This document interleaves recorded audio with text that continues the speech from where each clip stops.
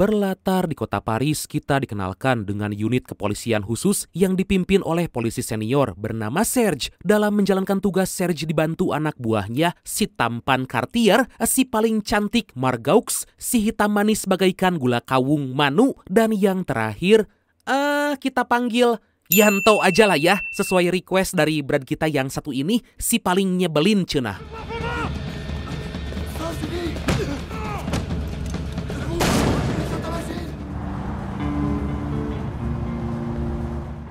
Saat ini mereka lagi dalam perjalanan menuju sebuah tempat karena ada laporan baru terjadi aksi perampokan. Di tengah-tengah itu, Manu bercerita bahwa sebentar lagi dia akan ulang tahun genap di umur 28, tapi Cartier berkata jika umur Manu kemungkinan gak akan sampai 28 dan lebih baik 27 tahun biar masuk ke dalam 27 klub seperti legenda Jimi Hendrix, Jim Morrison, dan masih banyak lagi. Aduh.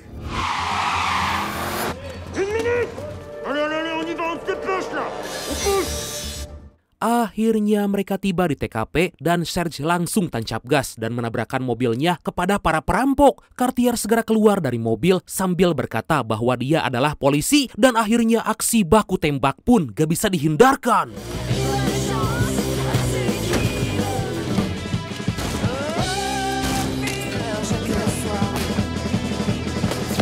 Dan inilah The Sweeney Paris Anti-Gang. Gak taulah, gak ngerti artinya apa ini judul. Setelah berhasil meringkus para perampok, mereka berkumpul di bar merayakan hari ulang tahun Manu. Semua terlihat sangat senang karena mereka telah berhasil menghabisi sekaligus meringkus para perampok. Gak lama Serge pergi karena diminta untuk menemui komandan kepolisian. Serge diberitahu bahwa komandannya sebentar lagi akan pensiun dan selain itu, Serge juga diberitahu bahwa ada komplotan perampok yang telah memasang kamera pengawas di sebuah bank yang nasabahnya berisi para pengusaha asal Rusia. Mendengar hal itu, Serge tentu akan sangat merindukan komandannya dan segera menyelidiki bank tersebut agar gak terjadi aksi perampokan. Serius lah? J'ai beaucoup réfléchi. Pada keesokan hari, Serge mengajak Cartier pergi ke sebuah bank bernama Daedalus yang disebutkan komandan semalam. Serge memerintahkan Carter agar mengawasi setiap petugas pengamanan yang ada di area bank. Mereka memberitahu pimpinan bank jika bank tersebut kemungkinan akan jadi target perampokan. Tapi pimpinan bank gak menghiraukan karena dia merasa sistem keamanan bank udah sangat aman. Dikarenakan sangat kesal, Serge dan Cartier segera pergi dan mengingatkan agar bank tersebut memperkuat sistem keamanan. Dari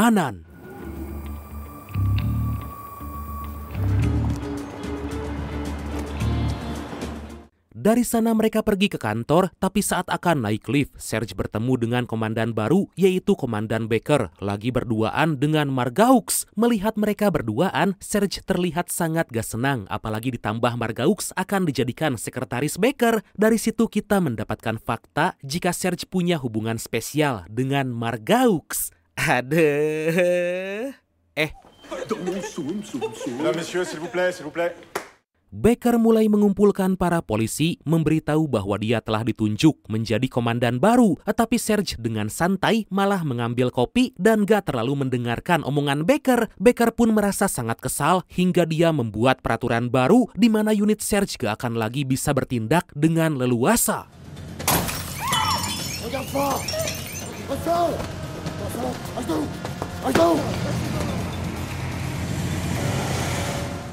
Di sisi lain kita diperlihatkan dengan aksi komplotan perampok melakukan perampokan di sebuah toko perhiasan. Para perampok beraksi dengan sangat cepat mengambil semua perhiasan yang ada, bahkan sampai membunuh seorang pengunjung.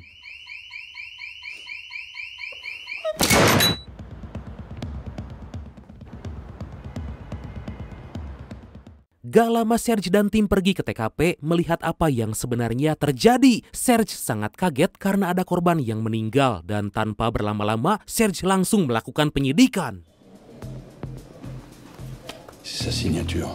Setelah selesai, Serge dan tim kembali ke kantor mulai mengumpulkan beberapa orang yang dicurigai bertanggung jawab atas aksi perampokan itu. Serge merasa curiga jika semua itu dilakukan oleh komplotan perampok yang dulu pernah dia tangkap. Hingga di keesokan hari, Serge dan tim menginterogasi seorang kaki tangan para perampok. Meskipun geraknya udah dibatasi oleh Becker, Serge gak peduli, bahkan melakukan interogasi dengan cara yang ekstrim. Pada awalnya orang itu gak mau memberitahu, tapi karena diancam akan dijatuhkan dari gedung, akhirnya dia pun memberitahu semuanya. Wah, kejam sekali.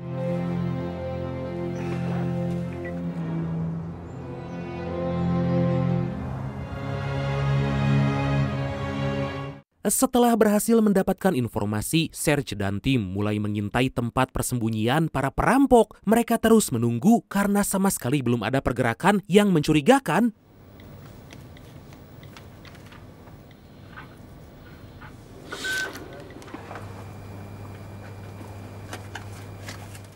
Gak terasa mereka udah berjam-jam menunggu. Manu bercerita bahwa dia gak terima dengan keputusan Becker yang akan menjadikan Margaux sebagai sekretaris pribadi. Manu berkata jika Margaux sangat cocok berada di tim dan bertugas di lapangan. Mendengar hal itu, Serge merasa kesal dan segera keluar menemui Margaux dan Yanto yang mengintai dari sisi lain. Remplace-moi, il me fatigue. Serge berbicara empat mata dengan Margaux, tapi tiba-tiba Serge dihubungi Cartier jika target baru aja datang ke tempat persembunyian. Dengan cepat Serge memerintahkan semua tim agar segera bersiap.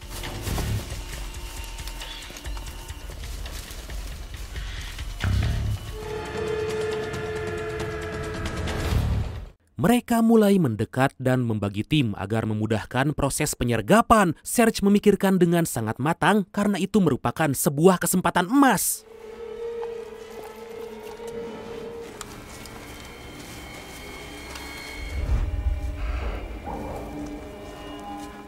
Setelah semua tim bersiap di posisi masing-masing, Serge memberikan aba-aba dan kemudian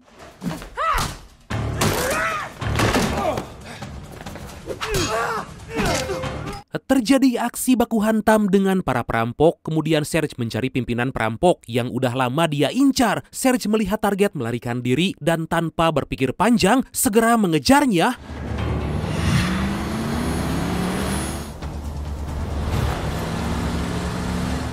Serge meminta Cartier agar mencegah target karena kemungkinan Serge gak akan bisa mengejar. Serge berusaha sekuat mungkin dan terus tancap gas agar gak kehilangan kesempatan, tapi bukannya terkejar, target malah semakin jauh dan tiba-tiba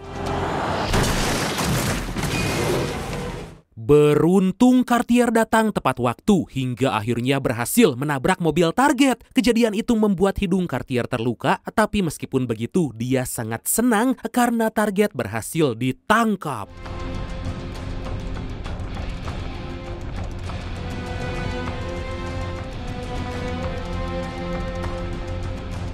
Beberapa saat kemudian, Serge dan tim membawa komplotan perampok beserta pimpinannya yang bernama Kaspar. Gak lupa Serge juga membawa Kaspar ke hadapan Becker demi menunjukkan jika unit di bawah pimpinan Serge benar-benar bisa bekerja dengan sangat cepat dan cekatan.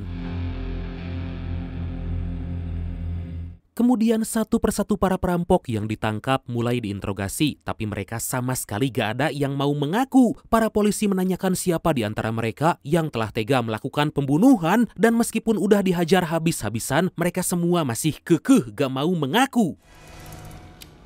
Bon.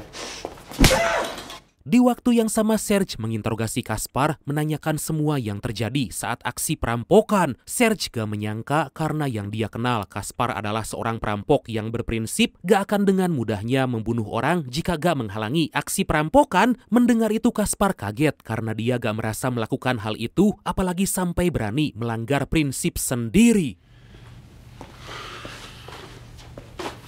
Gak lama Becker mendatangi Serge menunjukkan semua bukti yang ditemukan di tempat kejadian. Tapi bukannya ketakutan, Kaspar justru sangat senang dan balik memarahi Serge karena kok bisa menangkap padahal belum punya bukti. Kaspar berkata jika selama ini dia telah berubah setelah dulu dijebloskan ke penjara oleh Serge. Oh, pernah. Meskipun begitu, feeling Serge mengatakan bahwa Kaspar bagian dari komplotan perampok.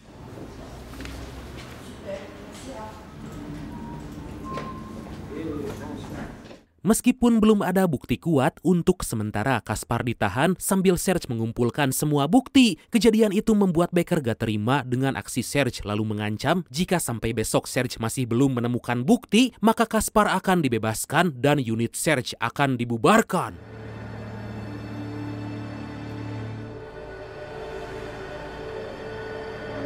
Pada malam hari, Serge mengajak Cartier ke kantor untuk mencari lebih tahu bukti keterlibatan Kaspar. Mereka terus menonton video rekaman kamera pengawas saat para perampok menembak seorang wanita. Dikarenakan kualitas video yang jelek dan angle yang terlalu jauh, mereka sangat kesulitan untuk mengidentifikasi para perampok. Seketika Serge melihat jika korban sempat membuka HP sebelum ditembak dan dengan cepat Serge memerintahkan Cartier memberikan HP korban.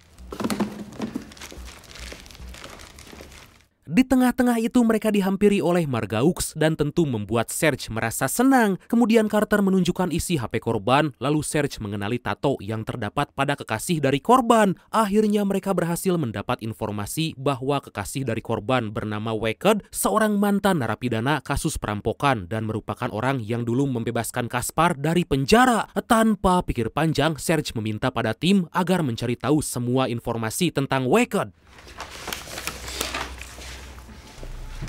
Pada keesokan hari, Serge memberikan semua berkas tentang Weckert yang dicurigai terlibat dalam aksi perampokan pada Becker. Tapi Becker sama sekali gak peduli dengan apa yang baru ditemukan Serge dan tetap akan membebaskan Kaspar karena masih belum ada bukti kuat.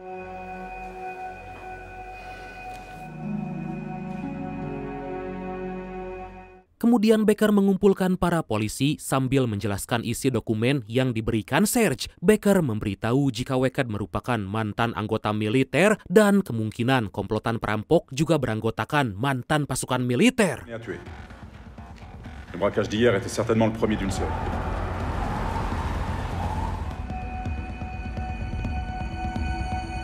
Setelah dibebaskan, secara mengejutkan, Kaspar dan Weckert berkumpul bersama anak buahnya merencanakan sebuah aksi perampokan. Ternyata emang benar bahwa mereka komplotan perampok yang selama ini dicari.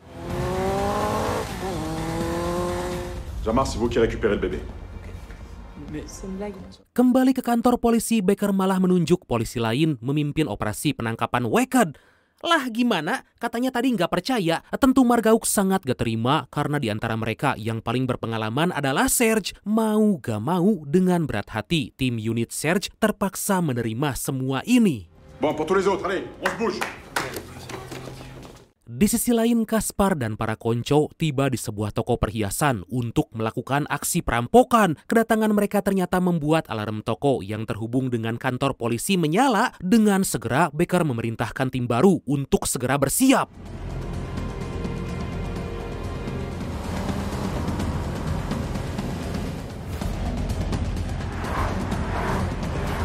Sementara itu Serge dan pasukan hanya bisa diam melihat tim baru yang dipilih Becker untuk menangkap para perampok. Secara tiba-tiba Serge diberitahu oleh Margaux jika orang yang dibunuh para perampok merupakan mantan pegawai Bank Daedalus dan yang paling mengejutkan, semua keluarganya juga telah dibunuh. Sontak Serge memerintahkan semua anggota tim bersiap menyusul Becker demi menangkap para perampok.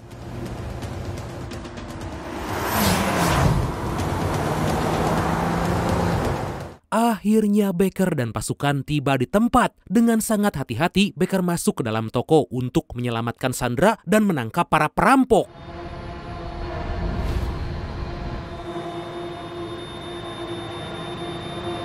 Gak lama Serge dan pasukan baru aja tiba, lalu secara mengejutkan para perampok dengan menggunakan topeng keluar dari sisi toko lain sambil membawa Sandra dan kemudian...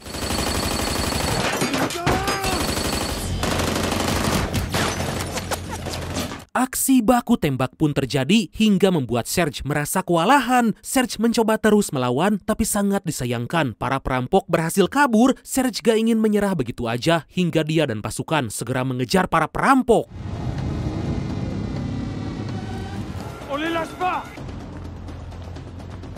Beberapa saat kemudian mereka melihat para perampok dan langsung melepaskan tembakan. Seketika para perampok segera keluar dari mobil dan melakukan perlawanan.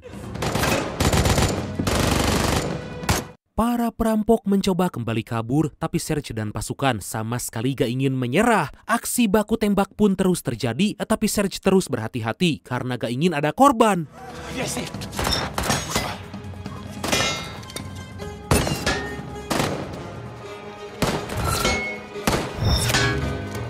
Melihat para perampok berpencar, Serge menugaskan Cartier mengejar seorang perampok, sedangkan sisa pasukannya ikut bersamanya mengejar perampok lain. Cartier segera menuruti perintah Serge dan aksi kejar-kejaran pun gak bisa dihindarkan.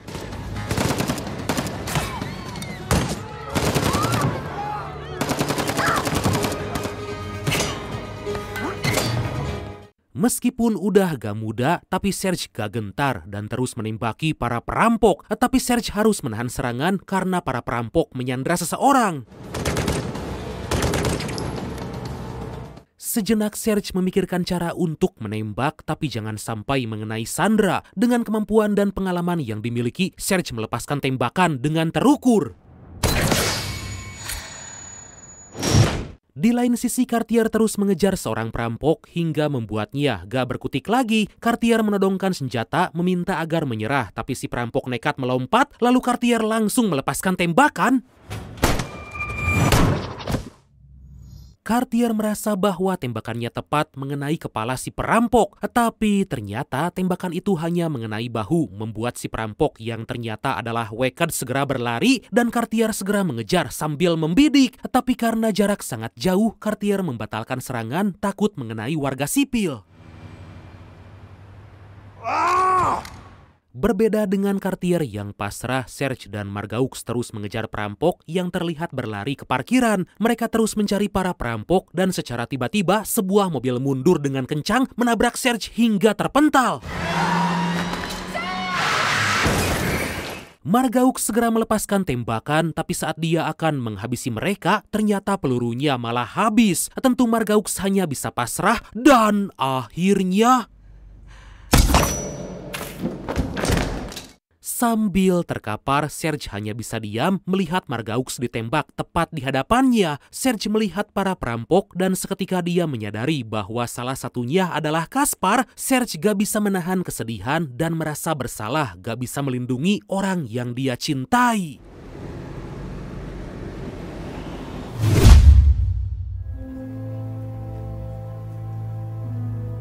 Beberapa saat kemudian, Serge kembali ke kantor memberitahu Cartier jika salah satu dari perampok itu adalah Kaspar. Serge mengajak Cartier untuk menangkap Kaspar dan akan membalaskan dendam atas kematian Margaux. Tapi Cartier berkata bahwa unit di bawah pimpinan Serge telah dibubarkan. Cartier meminta agar Serge merelakan kepergian Margaux. Un officier de police qui a trouvé la mort sous les balles des malfaiteurs. Un braquage spectaculaire qui aura fait plusieurs victimes. Gak lama mereka dihampiri Becker, lalu Cartier diminta pergi karena Becker ingin bicara empat mata dengan Serge. Becker berkata bahwa pengadilan memerintahkan Serge ditahan karena bertindak di luar komando hingga membuat Margaux tewas.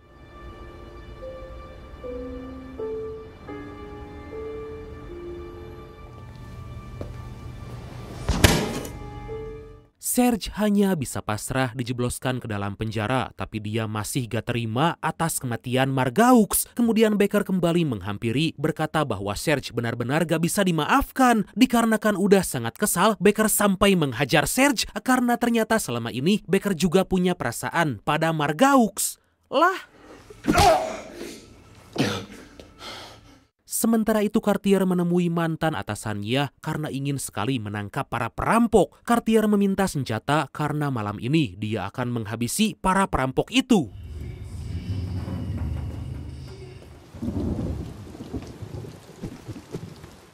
Dari sana Cartier pergi ke tempat Wecked, tapi dia malah bertemu dengan anak buah Wecked. Cartier disambut dengan sangat kasar hingga Cartier mencoba memukulnya dengan stick baseball, tapi ternyata lawannya sangat kuat. Meskipun badannya kalah jauh, tapi Cartier sama sekali gak gentar. Di luar dugaan, Cartier berhasil menghabisi anak buah Wicked hanya dengan satu tendangan aja. Kemudian Cartier mencoba mencari Wicked dan dia melihat ada topeng yang digunakan saat perampokan dan beberapa dokumen mencurigakan. Secara tiba-tiba, Wicked datang dari belakang dan langsung menodong Cartier dan membuang senjatanya. Cartier mencoba melawan, tapi dengan sigap Wicked melakukan tendangan. Cartier dibuat gak berkutik dan terus mendapatkan pukulan dari Wicked. Cartier berhasil membalikan keadaan, tapi sayangnya Wicked sangat kuat. Cartier terus-terusan dihajar dan sangat kesulitan memberikan perlawanan. Cartier benar-benar udah gak bisa melawan dan hampir kehabisan nafas karena dicekik. Dengan sekuat tenaga, Cartier mencoba melawan dan mendekat ke arah mobil dan kemudian...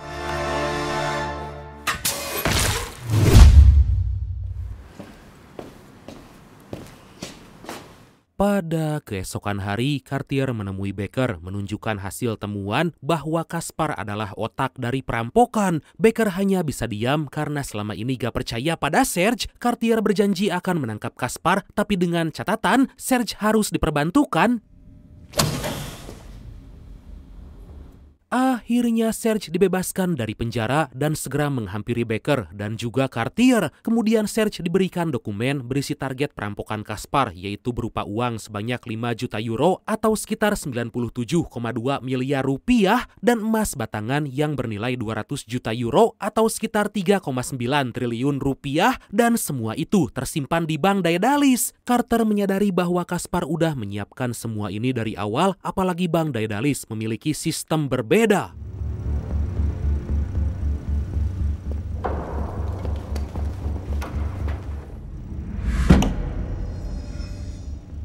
Di waktu yang sama, Caspar dan para konco udah bersiap di Bank Daedalus dan telah menyandra pihak keamanan bank. Setelah semua berhasil diatasi, Caspar menugaskan semua anak buahnya agar segera membawa semua emas batangan.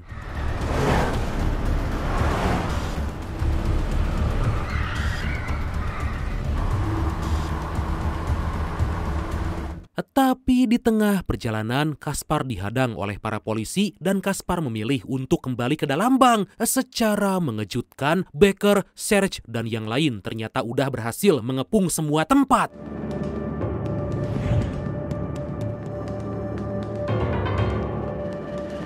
Para polisi memerintahkan para perampok agar segera menyerahkan diri. Kemudian para perampok keluar dari mobil, tapi tiba-tiba...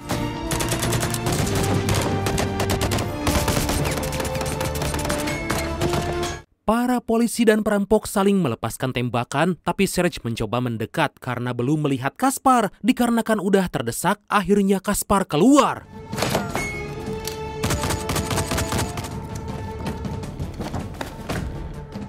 Sementara itu, pasukan Serge masing-masing menghajar para perampok dan berhasil menghabisinya. Cartier merasa sangat puas karena semua usahanya gak sia-sia.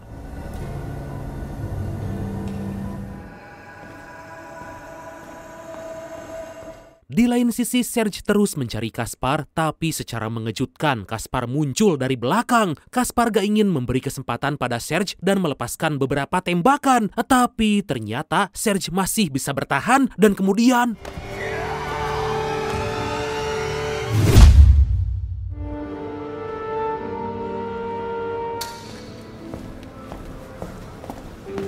Beberapa saat kemudian, Becker dan Cartier mendapati bahwa Serge telah berhasil menumbangkan Caspar. Di sana Becker menanyakan apakah Caspar udah mati. Serge langsung menyerahkan pistol, meminta agar Becker menghabisinya untuk membalaskan dendam atas kematian Margaux. Mamam tah Caspar. Kemudian Serge mengajak Cartier pergi meninggalkan Becker yang akan menghabisi Caspar. Serge meminta Cartier bersiap karena ke depan akan jauh lebih banyak penjahat yang harus mereka hadapi. Dan akhirnya film ini pun tamat.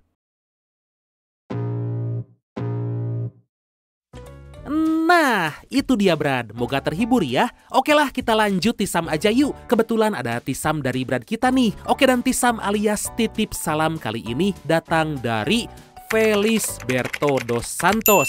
Wah, keren banget namanya. Salam dari Timor Leste. Tipsam buat keluarga saya di Indonesia dan semoga namaku dipakai di next alur. Namaku Betu.